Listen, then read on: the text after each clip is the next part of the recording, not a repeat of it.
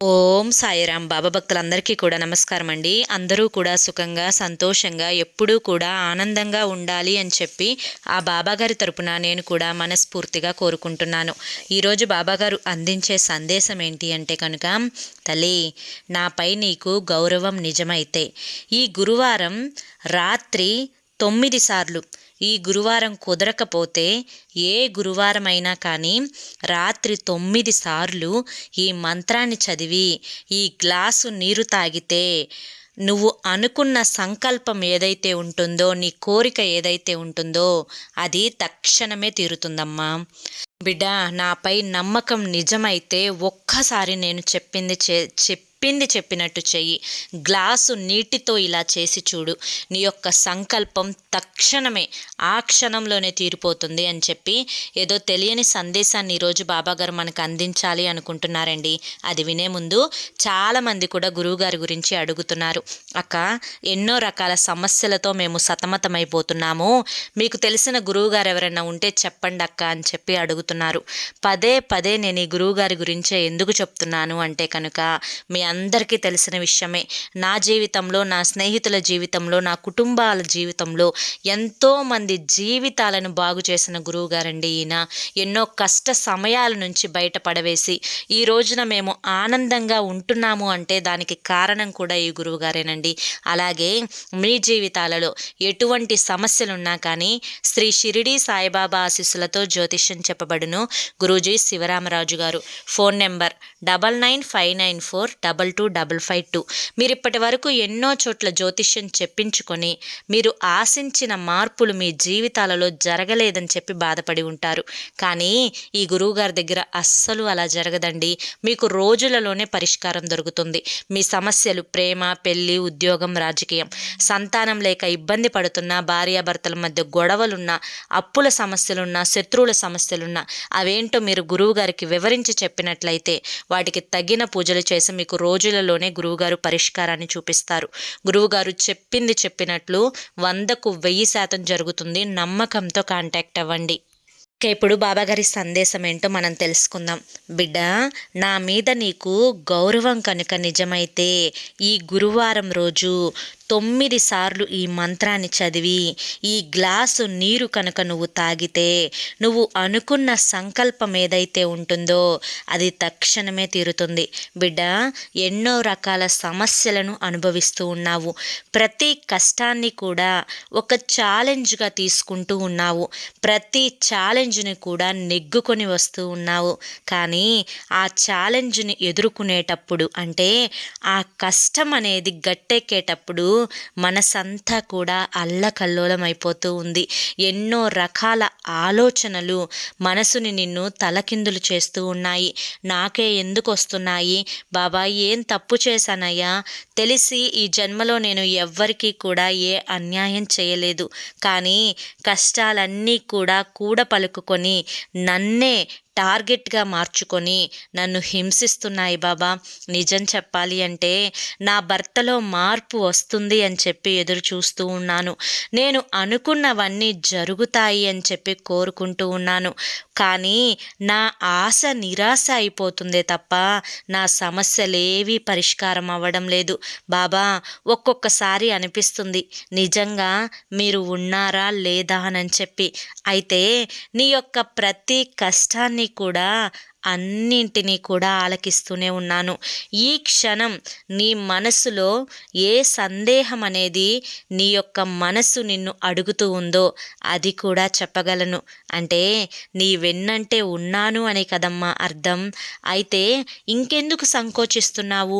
మరి ఈ కష్టాలన్నింటికీ కూడా కారణం ఏంటి బాబా? నిజంగా మీరు నాతో ఉంటే నేనెందుకు ఇన్ని బాధలని అనుభవిస్తున్నాను? నిజంగా మీ దయ, కరుణ అనేవి నా మీద ఉన్నట్లయితే ఏ కష్టం అనేది నన్ను వేధించకూడదు కదా, నేను సంతోషంగా గడపాలి కదా. మరి మీరున్నారని ఎలా బాబా నమ్మేది అన్న విషయానికి వస్తే, తల్లి, కొన్ని కర్మలనేవి నా చేతుల్లో కూడా ఉండవు, అవి తప్పించడం. కనుక నీ కర్మానుసారం నువ్వు అనుభవిస్తున్నావు.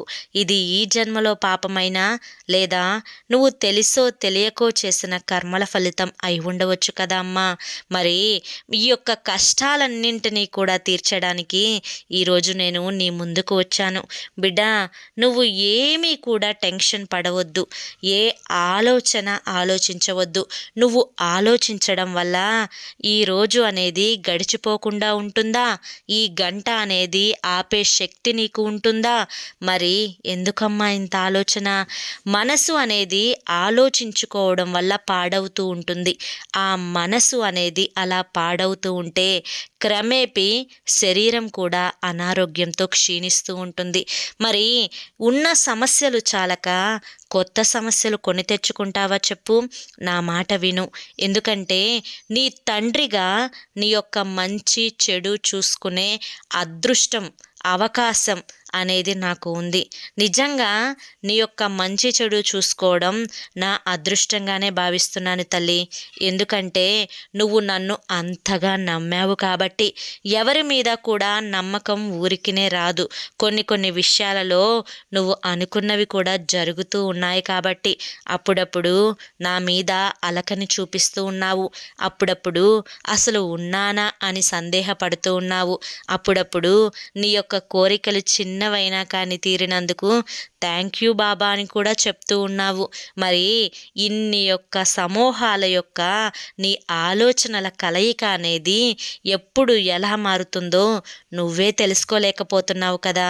మరి వీటన్నింటినీ కూడా ఒక క్రమంలో పెట్టి నీ ఆలోచనలన్నింటినీ కూడా అదుపు చేసి నీ కోరికలన్నింటినీ కూడా తీర్చే మార్గాన్ని ఈరోజు నేను నీ ముందుకు తీసుకొని వచ్చాను. తల్లి, నేను చెప్పింది చెప్పినట్లుగా చేసుకో. నీ యొక్క కోరిక, నీ యొక్క సంకల్పం ఏదైతే ఉంటుందో అది తక్షణమే తీరుస్తాను. మరి ఆ సంకల్పం ఏంటో చెప్పే ముందు కొన్ని ముఖ్యమైన విషయాలకు నువ్వు నాకు మాట ఇచ్చి తీరాలమ్మా.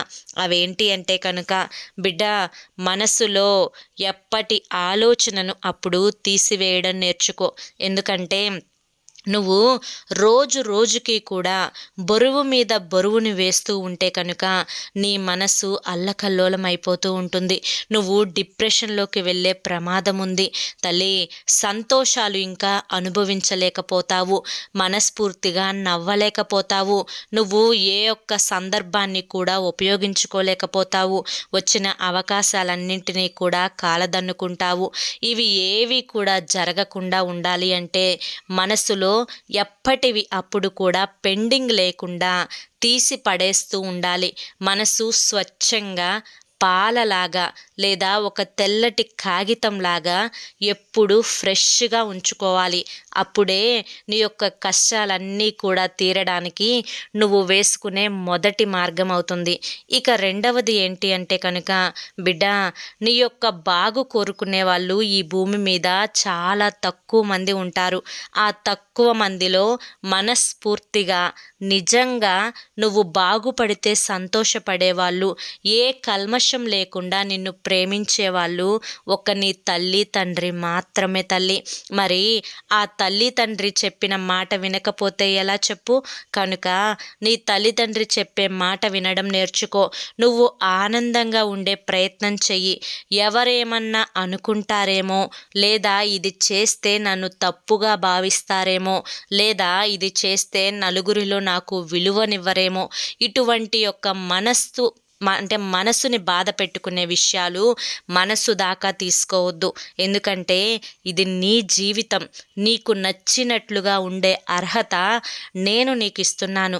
ఎవరి మీద కూడా లేదా ఎవరు నీ మీద కూడా ఏ అధికారాన్ని చలాయించుకునే హక్కు వారికి లేదు. కనుక నీ జీవితం నీకు నచ్చిన విధంగా మార్చుకోవాలి, నీకు నచ్చినట్లుగా ఉండాలి. నీ జీవితానికి అధికారివి నువ్వే కావాలి అని గమనించుకో. కనుక ఎవరేమన్నా కూడా పట్టించుకోవద్దు అని చెప్పి ఇలా పట్టించుకోకుండా ఉంటే నీ జీవితంలో నువ్వు ఒక గొప్ప స్థాయికి ఎదుగుతావు అని చెప్పి నేను నీకు చెప్తున్నాను. అర్థమైంది కదా? ఇది నీ జీవితానికి రెండవ మార్గం. ఇక మూడవది, తల్లి, గడిచిపోయే ప్రతి క్షణం కూడా చాలా విలువైనది. నీ కోసం ఏ క్షణం ఆగదు. నువ్వు ఈరోజు వదిలేసిన క్షణం మళ్ళీ నీ కోసం రేపు తిరిగి రాదమ్మా. కనుక ప్రతి క్షణాన్ని కూడా ఎంతో విలువగా నువ్వు భావించుకోవాలి. నీ యొక్క సంకల్పాన్ని నెరవేర్చుకోవడం కోసం నీ యొక్క ఈ ఒక్క క్షణాన్ని మిస్ చేసుకోకుండా ఆ క్షణాన్ని కూడా నువ్వు వాడుకోవాలి. ఒకసారి ఓటమి వచ్చింది అని చెప్పి బాధపడుతూ అక్కడే ఆగిపోకూడదు. ఎన్నిసార్లు ఓటమి వచ్చినా కూడా తిరిగి మళ్ళీ అడుగు వేస్తూ విజయం వైపు పయనం అనేది మొదలు పెట్టాలి. అప్పుడే ఎన్నిసార్లు పడినా కూడా తప్పకుండా కొంచెం ఆలస్యమైన విజయాన్ని అందుకొని తీరతావు తల్లి. ఇది నీ జీవితంలో అలవాటుగా మార్చుకోవాలి. ఎందుకంటే పసిబిడ్డ పుట్టిన తరువాత లేచి పరిగెత్తడు కదా తల్లి. చిన్న చిన్నగా 3-4 నెలలకు బోర్లా పడతాడు, తర్వాత కూర్చుంటాడు, తరువాత పాకుతాడు, తరువాత ఏదన్నా పట్టుకొని నుంచుంటాడు, తరువాత తను బుడిబుడి అడుగులు ప్రారంభమిస్తాడు. అలా బుడిబుడి అడుగులు వేసేటప్పుడు ఎన్నోసార్లు కింద పడతాడు, ఎన్నో దెబ్బలు తాకుతూ ఉంటాయి, ఎన్నోసార్లు ఏడుస్తూ ఉంటాడు, కానీ మళ్ళీ లేచి నడకని ప్రారంభిస్తాడు. అలాగే నువ్వు అనుకున్న సంకల్పాన్ని నెరవేర్చుకోవడం కోసం తప్పకుండా మళ్ళీ నువ్వు నడకని ప్రారంభించాలి. నువ్వు పడ్డ చోట ఆగిపోకుండా తిరిగి మళ్ళీ అడుగును వేయడం నేర్చుకోవాలి. అప్పుడే నీ జీవితం అనేది నువ్వు అనుకున్న స్థాయికి ఎదుగుతుంది అని చెప్పి గుర్తుంచుకో. ఈ 3 మార్గాలు అనేవి నీ యొక్క జీవితంలో భాగంగా నువ్వు మార్చుకోగలిగితే నువ్వు అనుకున్న సంకల్పం అనేది తప్పకుండా తీరుతుంది. బిడ్డ, ఈరోజు నువ్వు నన్ను నమ్మావు కాబట్టి నీ నమ్మకాన్ని నిలబెట్టడం కోసం ఈ గురువారం లేదా ఏ గురువారం అయినా కానీ గ్లాసు నీటితో నేను చెప్పుకున్న ఈ యొక్క మంత్రాన్ని నువ్వు 9 సార్లు చదివావు అంటే కనుక, తరువాత ఆ నీటిని కనుక నువ్వు తాగావు అంటే కనుక నీ యొక్క సంకల్పం ఏదైతే ఉంటుందో అది తక్షణమే తీరుతుంది. బిడ్డ, ప్రతి గురువారం కూడా నాకు అంటే నా పూజను నువ్వు చేసుకుంటూ ఉంటావు, నా ముందు నువ్వు దీపాన్ని పెడుతూ ఉంటావు. అయితే ఏ గురువారం అయినా కానీ నువ్వు పూజను చేసుకునేటప్పుడు మనసులో ఓం సాయిరామ్ అనే మంత్రాన్ని 9 సార్లు కానీ 11 సార్లు కానీ వీలైతే కుదిరితే 108 సార్లు కానీ చదువుకునే ప్రయత్నం చెయ్యి. పూజ చేసుకునే సమయంలో నువ్వు కనుక ఒక గ్లాసు నీటిని ఆ బాబాగారి ముందు పెట్టి ఇప్పుడు నేను చెప్పే ఈ మంత్రాన్ని 9 సార్లు చదువుకొని చూడండి. అయితే ఈ యొక్క మంత్రం అనేది 3 లైన్లుగా ఉంటుంది. నేను మీకు కావాలి అంటే కింద కామెంట్ సెక్షన్లో కూడా ఈ యొక్క మంత్రాన్ని పిన్ చేసి పెడతాను. తప్పకుండా ఈ యొక్క మంత్రాన్ని 9 సార్లు కనుక మీరు పఠించి ఆ గ్లాసు నీటిలో చిటికెడు విభూదిని కలిపి మీకు అనారోగ్య సమస్యలుంటే అవి తీరిపోవాలి అని చెప్పి, మీకు అప్పులుంటే అవి తీరిపోవాలి అని చెప్పి, లేదా మీ భర్తలో మార్పు రావాలి అనుకుంటే కనుక మీ భర్త చేత తాగించడం కానీ కూడా చేయవచ్చు. లేదా మీ బిడ్డలు చదువులో ముందుండాలి అంటే కనుక మీరు ఈ యొక్క మంత్రాన్ని మీ బిడ్డల చేత ఆ గ్లాసు నీటిని తాగించవచ్చు అని గుర్తుంచుకోండి. అయితే మీరు చక్కగా ముందు పూజా కార్యక్రమం ముగించుకోండి.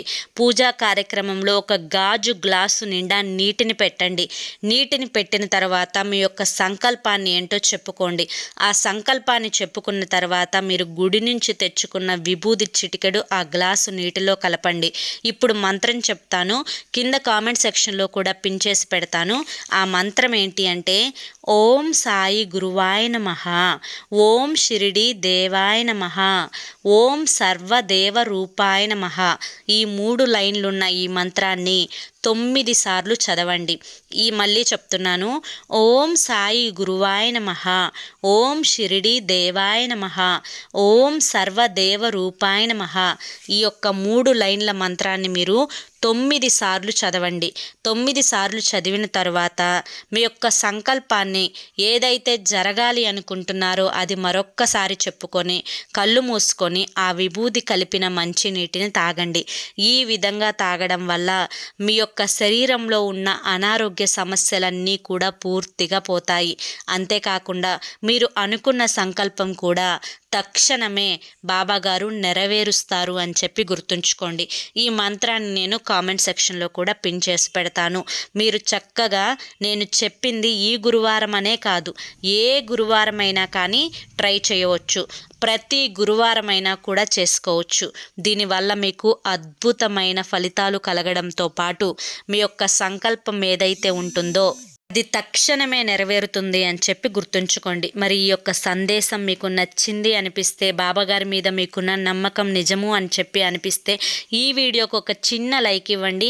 కింద కామెంట్ సెక్షన్లో ఓం సాయిరామ్ అని చెప్పి టైప్ చేయండి. మరి కొంతమంది బాబా భక్తులకు వీడియోని షేర్ చేయండి. మొదటిసారి సాయి పిలుపు ఛానల్లోకి వచ్చినట్లయితే కింద బ్లాక్ కలర్లో సబ్స్క్రైబ్ అనే బటన్ ఉంటుంది. దాన్ని ప్రెస్ చేసి పక్కనే ఆల్ సింబల్ ఉన్న బెల్ని యాక్టివ్ చేసుకుంటే ప్రతిరోజు బాబా గారి సందేశాలు అనేవి మీకు నోటిఫికేషన్ రూపంలో వస్తాయి. మరి రేపు మరొక మంచి సందేశంతో తప్పకుండా కలుసుకుందాం. అంతవరకు కూడా బాబా ఆశీస్సులు మీపై ఉండాలి అని చెప్పి మనస్ఫూర్తిగా కోరుకుంటూ సర్వే జన సుఖినో భవంతు. ఓం సాయిరామ్.